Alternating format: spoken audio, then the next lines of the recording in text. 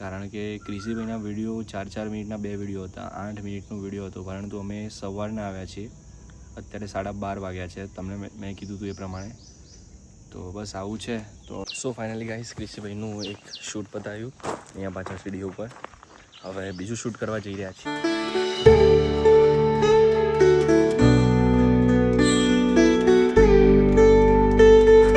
Hello અને welcome to guys. કેમ છો તમે બધા? બધાને સવારના 7:30ના રામ છે. અત્યારે અમે લોકો નીકળી રહ્યા છીએ વાસદ જવા માટે. આણંદ બાજુ આવેલું છે વાસદ, જેમાં આર્ટ ઓફ લિવિંગ તમે નામ સાંભળ્યું હશે. એમાં વાસદ આશ્રમ એ આર્ટ ઓફ લિવિંગનો આશ્રમ છે. તો ત્યાં જઈ રહ્યા છીએ. ઘણો ટાઈમ થયો તો આશ્રમમાં નહોતા ગયા.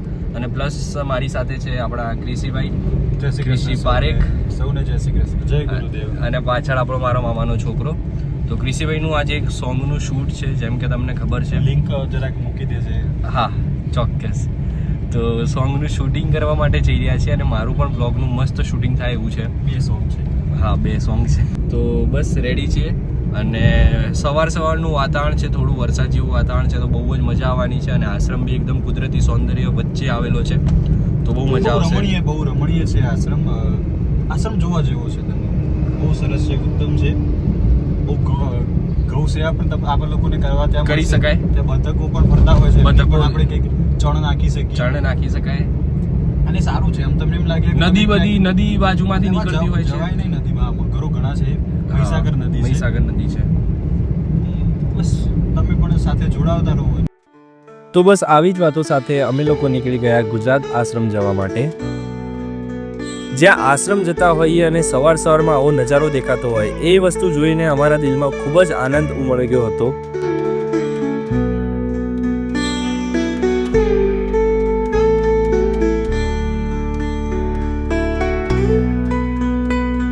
ફાઇનલ ગાઈસ અમે લોકો પહોંચી ગયા છીએ આર્ટ ઓફ લિવિંગના આશ્રમમાં. વાસદ આશ્રમ છે અને તમે શાંતિ અનુભવી શકો છો.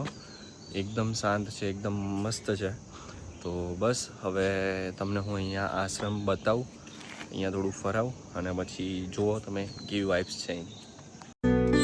આશ્રમ નામ સાંભળતા જ મારા મનમાં એવો ઉમળકો જાગે છે. જ્યારે બાળકને સ્કૂલમાંથી રજા મળતા બાળક ઉત્સુક મને પોતાના ઘર તરફ પ્રયાણ કરતું હોય, તે જ રીતે હું પણ આ સંસારની બધી જ મોહમાયાને છોડીને એક આનંદ તરફ, આનંદના સફર તરફ, આશ્રમ તરફ હું જઈ રહ્યો હતો.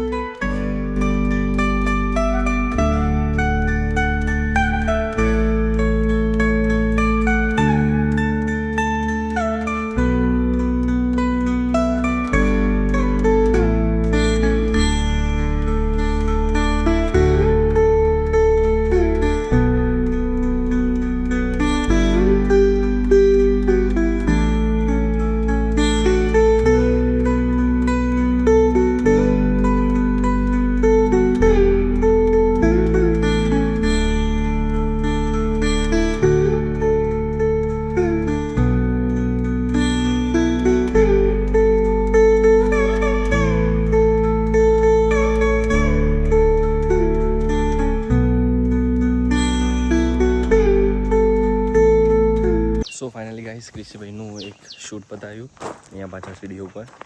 હવે બીજું શૂટ કરવા જઈ રહ્યા છીએ. તો લેટ્સ ગો, જોઈએ કઈ રીતનું થાય છે. અને મજા તો બહુ જ આવવાની છે. અને હું તમને આશ્રમના થોડા શોર્ટ્સ બતાવીશ, મીન્સ બહુ સારા વિડીયોઝ બતાવીશ, તો જોજો.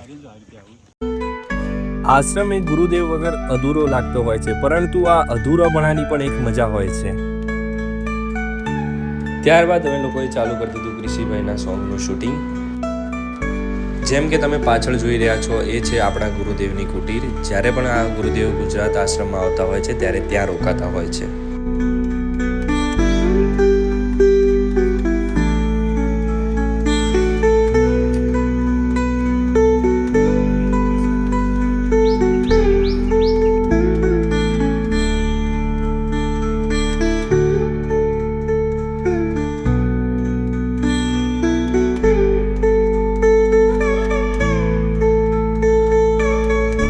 આશ્રમના આ બાંકડા ઉપર બેસીને સામે જોઈને બેસવાનો આ નજારો નદી સાથેનો, એ અમે બધા જ લોકોએ શાંતિથી માણ્યો હતો.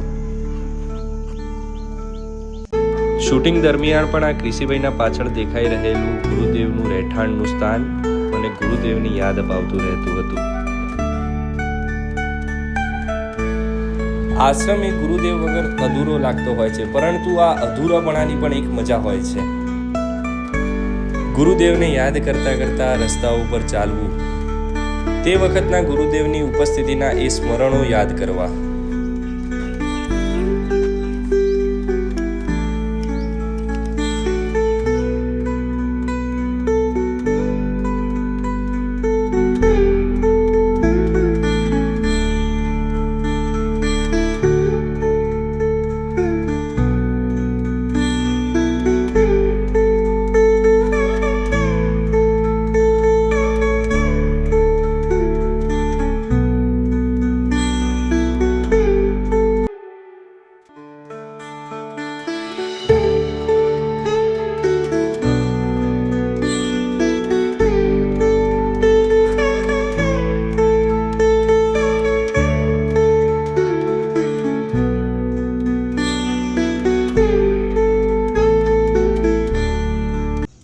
ફાઇનલી ગાઈસ, અહીંયા અત્યારે અમારું શૂટિંગ પતી ગયું અને મારો તો વ્લોગ બન્યું જ નથી. તમને મેં થોડા ઘણા શોર્ટ બતાવ્યા હશે, તમે જુઓ. બાકી આ વ્લોગ મારો આખો મારે વોઇસ ઓવર કરવું પડશે, એટલે હું પાછળ બોલતો રહીશ અને તમને દેખાશે. કારણ કે ક્રિશીભાઈના વિડીયો 4-4 મિનિટના 2 વિડીયો હતા, 8 મિનિટનો વિડીયો હતો, પરંતુ અમે સવારના આવ્યા છીએ. અત્યારે 12:30 વાગ્યા છે, તમને મેં કીધું હતું એ પ્રમાણે. તો બસ આવું છે. તો હવે જઈએ અને બસ ક્રિશીભાઈનું સોંગ શૂટ થઈ ગયું. હવે અમારું અને અમારા જે ગુરુદેવ છે એમની અહીંયા કુટિયા હું તમને બતાવું. આ તમે જોઈ શકો છો.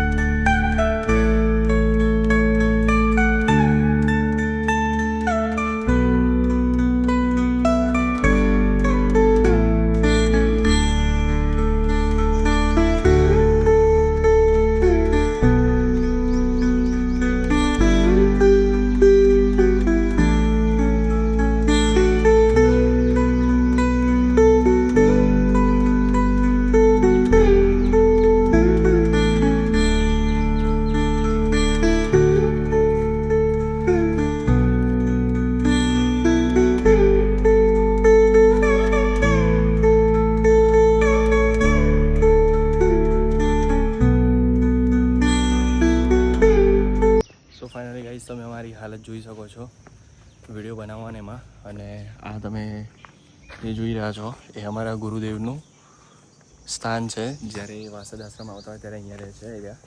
અને પાછળની આ લોકેશન તમે જુઓ.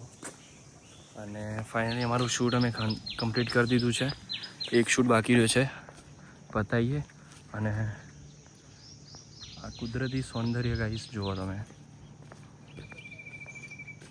સો ફાઇનલી ગાઈસ, તમે લોકોએ બ્લોગ જોયો, કેવો લાગ્યો મને કહેજો. અને અત્યારે બ્લોગ ખતમ થતો નથી, બિકોઝ જેમ કે અમે લોકો ગયા હતા ક્રિશીભાઈનું સોંગ શૂટ કરવા માટે, વાસદ આશ્રમ માટે.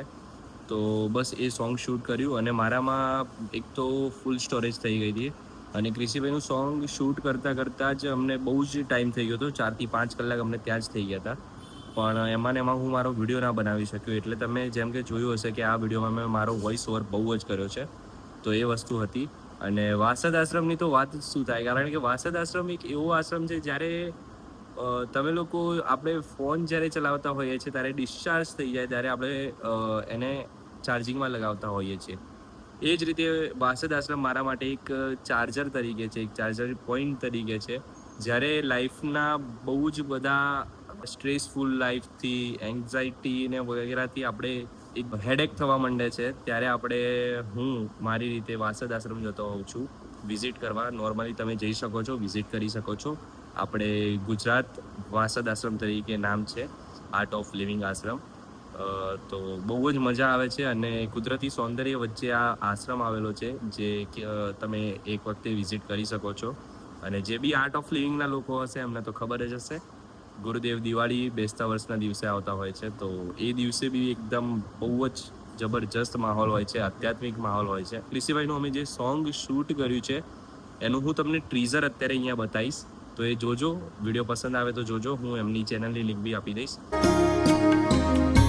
मैं हूँ मंजिल, मैं हूँ सफर भी, मैं ही मुसाफिर हूँ, मैं ही मुसाफिर हूँ. नीरे गे ग मगरे सानी पापा मारे ग सानी सागा पामा पा.